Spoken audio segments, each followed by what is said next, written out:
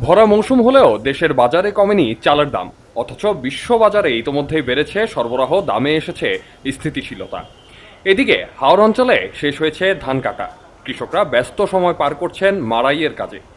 কৃষি সম্প্রসারণ অধিদপ্তর সূত্রে জানা গেছে, এবছর লক্ষ্যমাত্রার চেয়ে প্রায় 20,000 হেক্টর বেশি জমিতে, অর্থাৎ সারা দেশে 50,58,000 হেক্টর জমিতে বোরো ধানের আবাদ হয়েছে। চাল উৎপাদনের লক্ষ্যমাত্রা 2,22,00,000 টন। খরা আবহাওয়া বিরাজ করায় সারা দেশে এখন পর্যন্ত 40% ধান কাটা হয়েছে। চলতি মে মাসের মধ্যেই দেশের সব ধান কাটা সম্পন্ন হবে। ঝড় ও শিলাবৃষ্টির আশঙ্কা থাকলেও তা খুব একটা প্রভাব ফেলবে না বলে আশা কৃষি অধিদপ্তরের। তারপরও চালের দাম কমার কোনো লক্ষণ নেই বাজারে। 10 মে সরেজমিনে কারণ বাজারের চিত্র এমনই। শুক্রবার সাপ্তাহিক ছুটির দিনে বাজার জমজমাট থাকার কথা হলেও দেখা গেল ক্রেতাশূন্য বাজার। ক্রেতা তো বটেই, চালের দাম নিয়ে হতাশ খোদ বিক্রেতারাও। ক্রেতারা দুষছেন বিক্রেতাদের, আর বিক্রেতারা দুষছেন মিল মালিক ও সিন্ডিকেটকে। আমরা কিন্তু আসলে জিম্মির মধ্যেই আছি। এই যে এখন চাল কিনতে, আমি চাল কিনতে পারতেছি না।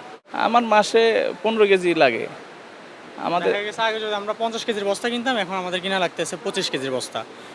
একটু কমে আমাদের দিনকাল পার করতে হইতেছে আর কি। এখন তো মিনিকেট অনেক দাম বেড়ে গেছে, প্রায় 70-72 টাকা কেজি পড়ে। সেজন্য এখন নর্মালের মধ্যে চাচ্ছি এরই, ভালোর মধ্যে, নর্মালের মধ্যে যেটা ভালো এটা এরই। আমরা সাধারণ মানুষ, ওরা যাই বলে তাই বিশ্বাস করতে হবে। চাউলের বাজারে চাউলের তো দাম 25 কেজি চাউল, আমার মতন মানুষ এইখানে আমি চাকরি করি, বেতন পেয়ে 800 টাকা। আমার 25 কেজি চাউল লাগলে ধরেন 20 দিন যায়, কিন্তু লাগে আপনার 1700 টাকা দিয়ে। আমার খুব কষ্ট হয়ে যায় চলতে। আমি চাউল দিয়ে ভাত খাইতে পারি না, মাংস খাওয়াইতে পারি না পোলা পানি, অথচ মাংসের দোকানে চাকরি করি। কাস্টমারকে আমরা আশা দিছিলাম যে কি সামনে সিজন আছে, নতুন চাল আসবে, সব চালের দামই কমবে, কিন্তু সিজন আসার পর এখন থেকে পুরাই ব্যতিক্রম। করোনার পর থেকে দেখা গেল যে কি দাম শুধু বাড়তেই আছে, কমার কোনো সম্ভাবনাই নেই, আর আশাও করা যায় না। এরকম কিছু কোনো আশ্বাস পাওয়া যায়নি, এবং কি তারা বলতেছে যে কি দাম আর কমবে না। 1 বছর বসে থেকে সিজনের জন্য, এখন সিজন আসার পরে যদি না কমে, আনসিজনে তারা কিভাবে কমাবে? মিনিকেট 65-66 টাকা, 28 আপনার 52-53 টাকা, আর নাজির চাল 75 থেকে 76 টাকা, পলাশ চাল 140-120, মোটা চাল 50। এই মুহূর্তে কিন্তু ধানের দাম বাড়ার কথা না, তারপরও বাজার একটু বাড়তে না, আর কমবে না, আর কমবে না, যেটা কমবে না আর কমবে না। ওই যে মনে করো যে কোম্পানিগুলোর নাম বলছি না, এরা যদি সিন্ডিকেট করে ফেলছে বা করতেছে, তাতে আপনি কোনো দাম কমবে না। এ তো গেল চালের কথা। মাংসের বাজারে চলছে ভয়াবহ আকাল। যেন মাংস খাওয়া ছেড়ে দিয়েছেন মধ্যবিত্ত ক্রেতারা। হাঁস, মুরগি, কবুতর সবকিছুর দামই আকাশ ছোঁয়া। আর গরু কিংবা খাসি, সে তো কল্পনা করাও যেন পাপ।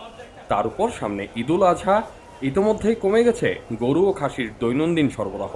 দাম বাড়তি হওয়ায় কমে গেছে বিক্রেতাদের বিক্রিও। আজকে 6 বছর, আমি 6 বছরের মধ্যে 2-3 বার কিনলাম। 6 কেজি মাংস কিনছি 6 বছরে। তাও আমার মনে করেন মেহমান আসছে এই হিসাবে আমি কিনলাম এরই। এছাড়া মাংসর দোকান আমি যাই না, ভয় পাই, যেটা বাস্তব কথা ভাই। অন্য তুলনায় এবার মনে করেন মুরগি মারা গেছে বেশি গরমের কারণে, কিন্তু বেচা বিক্রি কম। কাস্টমাররা তো মনে হিমশিম খাইতেছে, মনে হয় আমরা তো এখন বিক্রি করতে আমরাও হিমশিম খাইতেছি। এই যে দাম বেশি, এই কারণে কেউ পারে ন্যায্য মূল্য মনে করেন দাম বেশি, এই কারণে মানুষ কেনাকাটা করতে পারে না। যে নিব 10টা এনে 60টা, এই কারণে মানুষ কমাই নিতেছে। বাধ্যগতিকে ছেলে সন্তান খাওয়াইতে হইলে বাঁচাইতে হইলে কমাই নিতে হইব। এই কারণে সব জিনিসের দাম বেশি। আমরা চাই দাম কম হোক, পাবলিক খাক, আমাদের জন্য ভালো। গরুর দাম তো বাড়তি, গরুর দাম প্রচুর বাড়তি। আর গরুতে 5,000 টাকা ডিফারেন্স, গত হাতের থেকে হাতে 5,000 টাকা বেশি। আমরা আমাদের লস দিয়ে সামনে দিতেছে। আমাদের এই গোস 760 টাকা কিনাই পড়ে, 750-700 টাকা বেচা লাগে, 80 টাকা বেচা লাগে, 60 টাকা বেচা লাগে, ঠিক নেই। শুধু তাই নয়, 60 থেকে 70 টাকার নিচে মিলছে না কোনো সবজি। কিন্তু সবকিছু ছাপিয়ে চালের দামই এখন ভোক্তার মাথা ব্যথার মূল কারণ। খাদ্যমন্ত্রী সাধনচন্দ্র মজুমদার জানিয়েছেন, বাজারে চাল 5 দফা পলিশ করে চকচকে করা হচ্ছে।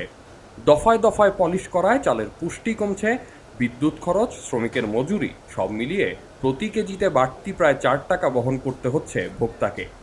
তাই চালের দাম কমাতে ভোক্তাদের চকচকে চাল বা পলিশ করা চাল খাওয়া বন্ধের পরামর্শ দিয়েছেন খাদ্যমন্ত্রী।